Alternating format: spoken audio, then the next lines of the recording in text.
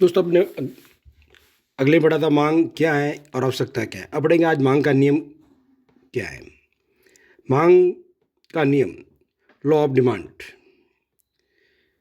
मांग का जो नियम है, लॉ ऑफ डिमांड, मांग का एक गुणात्मक कथन है। कैसा है? गुणात्मक कथन है। गुणात्मक मतलब उनके गुण को दिखाता है। और जो मांग की लोच है उसका कैसा है? मात्रात्मक कथन है, वो मात्रा को दिखाता है। तो अपन मांग का नियम, इसके गुणात्मक कथन के बारे में मतलब क्वालिटेटिव स्टेटमेंट पढ़ेंगे। तो मांग का नियम जो ये कहता है, मांग का नियम है, यह वस्तु की कीमत में परिवर्तन से उसकी मांगी जाने वाली मात्रा में परिवर्तन की दिशा को बताता है। मांग का नियम क्या होता है? वस्तु की कीमत में परिवर्तन से उसकी मांगी जाने वाली मात्रा में होने वाले परिवर्तन की दिशा को बताता है, न कि दर को। इसलिए इसको क्या कहता है? गुणात्मक कहा जाता है। सिर्फ दिशा को बताता है, कैसी कम होगी, ज़्यादा होगी, शून्य हो जाएगी या खत्म हो जाएगी। न कि वो दर को बताता है, प्रतिशत में कितना कम हो जाएगी, कितनी प्रतिशत कम हो जाएगी, कितनी बढ़ जाएगी, कितनी हो जाएगी, वो नहीं दिखाता है।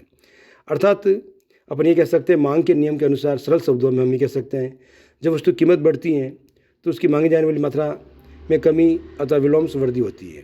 ये तो मांग का नियम है जो मार्शल ने दिया था। ऊंची कीमत नीची मांग, नीची कीमत ऊंची मांग।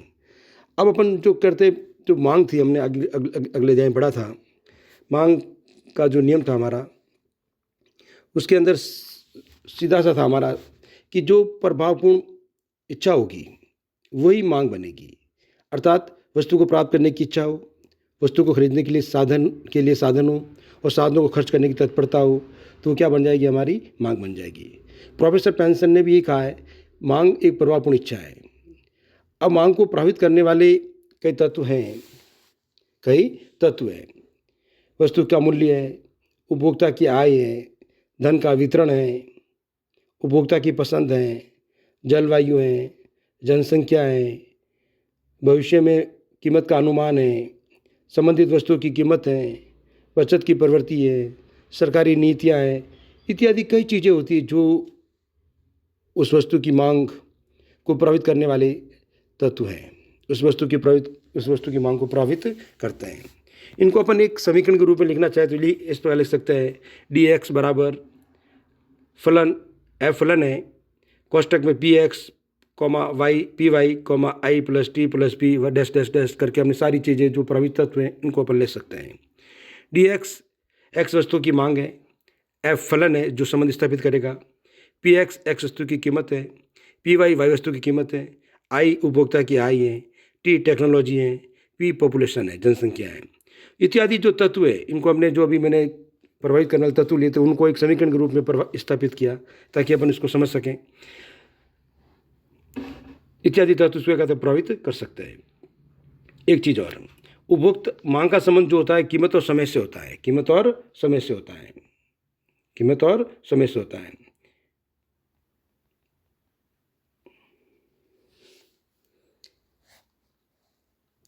कीमत और समय से होता है। मांग फलन है, किसी वस्तु की मांग अनेक तत्वों पर निर्भर करती है।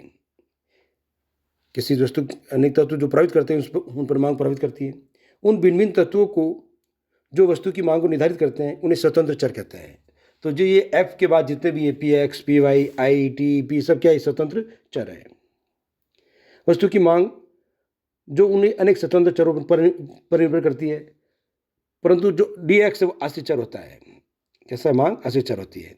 तो अब जो मांग का नियम है हमारा वो ये कहता है, जब ये मांग को प्रभावित करने वाले सभी तत्व हैं, जैसे एक्स वस्तु खरीद रहे हैं, एक्स वस्तु की कीमत और एक्स वस्तु की मांग के अलावा जितने भी जो प्रभावित करने वाले तत्व उनको क्या मानते हैं? अपन स्थिर मान लेते हैं। या अर्थशास्त्र की भाषा में अपन कहते हैं अन्य बातें स्थिर रहने पर, other things remaining the same. अन्य बातें स्थिर रहने पर, कांस्टेंट रहने पर, जो मैंने रेखाबंदी के रूप में दिखा रखी है। तो फिर हमारा समीकरण बन जाएगा डी एक्स बराबर फलन पी एक्स। क्या हो जाएगा? पी एक्स हो जाएगा। तो अपन इसको अपनी भाषा में लिखेंगे, मांग का नियम, अन्य बातें समान रहने पर या स्थिर रहने पर वस्तु की कीमत तथा मांग में विपरीत संबंध होता है। अर्थात जब वस्तु की कीमत बढ़ेगी तो मांग घटेगी, जब कीमत घटेगी तो मांग बढ़ेगी। जो हमने पहले कहा था, हमने उस समय जो जैसे मैंने इस गुणात्मक कथन की व्याख्या की थी उसमें कहा था ऊंची कीमत नीची मांग, नीची कीमत ऊंची मांग। तो अपन ये कह सकते हैं कि मांग का नियम केवल वस्तु की कीमत एवं उसकी मांगी जाने वाली मात्रा में विपरीत संबंध को दर्शाता है, विपरीत संबंध को दर्शाता है, उसकी मात्रा को नहीं दिखाता है। इसलिए एक प्रकार का गुणात्मक कथन है ये, गुणात्मक कथन, मात्रात्मक नहीं है, गुणात्मक कथन है।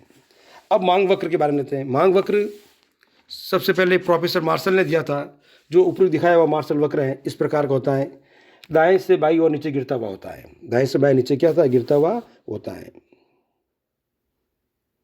अब इसके स्थान पर अभी सिंपल एक सीधी रेखा के रूप में मांग वक्र भी प्रयोग करने लगे हैं, परंतु जो हमारा मूल मांग वक्र था वो मार्शल ने दिखाया था बाएं से दाएं नीचे और गिरता हुआ होता है।